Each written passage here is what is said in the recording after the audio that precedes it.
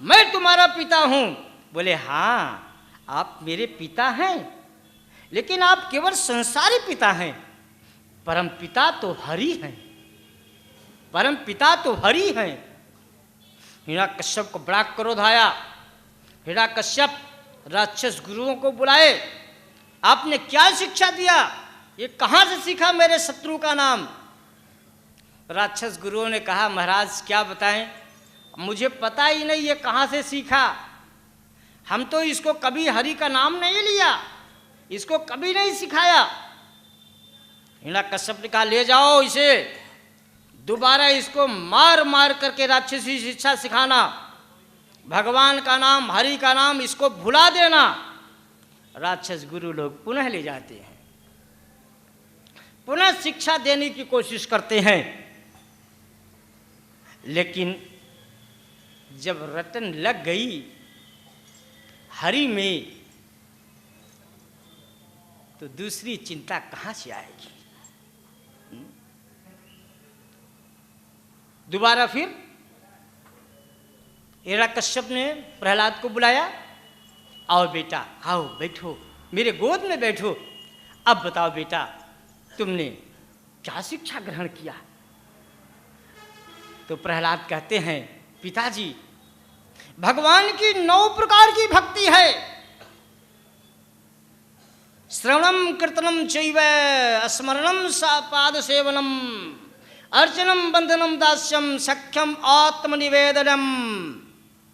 श्रवणम कीर्तनम विष्णु, विष्णु भगवान के नाम का श्रवण करना चाहिए, कीर्तन करना चाहिए, हरि बोल हरि बोल हरि बोल। स्मरण करना चाहिए, उन्हीं का चिंतन करना चाहिए, उन्हीं के चरणों को धोना चाहिए, पाद सेवनम सेवा करनी चाहिए, अर्चन करना चाहिए, वंदन करना चाहिए, मन से उन्हें याद करना चाहिए, हृदय से आत्मनिवेदनम सखा भाव रखना चाहिए। 9 प्रकार की परमात्मा की भक्ति है पिताजी। अब तो हिरण्यकश्यप को बड़ा क्रोध आता है, मूर्ख तू कहां से सीखा ये सब बकी बकी बातें। राक्षस गुरुओं को बुलाए, आप लोगों ने क्या सिखाया है। राक्षसों ने कहा महाराज मैंने तो कभी कुछ नहीं सिखाया, ले जाओ इसको, इस बार इसको बांध करके रस्सी से इसके ऊपर डंडे बरसाना और तब राक्षसी विद्या सिखाना। राक्षस गुरु लोग फिर ले गए और फिर प्रहलाद के ऊपर डंडे भी बरसने लगते हैं, लेकिन उनके मुंह से बस एक ही शब्द श्रीमन नारायण रे नारायण नारायण रे भजमन नारायण रे नारायण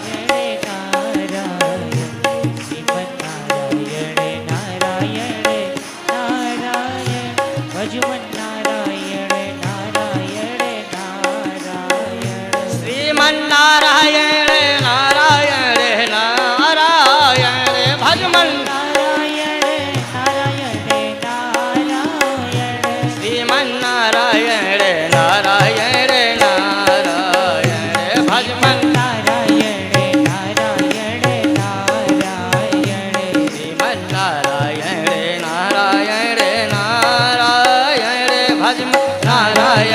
नारायण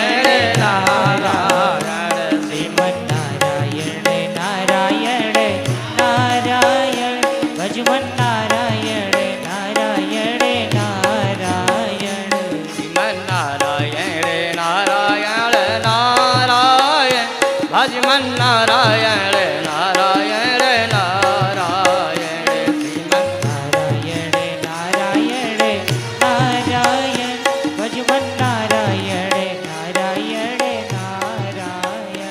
प्रहलाद बस भक्ति में लीन है। जब मनुष्य भक्ति में लीन होता है ना, उसे मार का असर भी नहीं होता। और प्रहलाद ने अपने साथियों को भी इकट्ठा कर लिया, आज सबसे बोले तुम लोग भी बोलो श्रीमन नारायण रे नारायण रे नारायण रे भजमन नारायण नारायण नारायण नारायण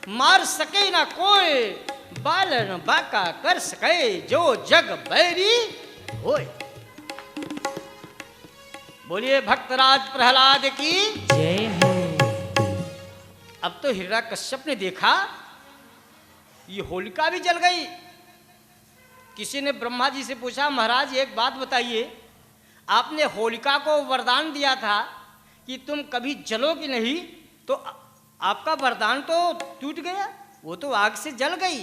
ब्रह्मा जी ने कहा, नहीं, मैंने उसे वरदान तो दिया था तुम आग से कभी जलोगी नहीं, लेकिन अगर तुम अन्याय करोगी तो तुम खुद जल जाओगी। तो वो अन्याय कर रही थी, इसलिए जल गई। अन्याय का अंत हो गया, न्याय की विजय हो गई। बोलिए वृंदावन बिहारी लाल की जय हो।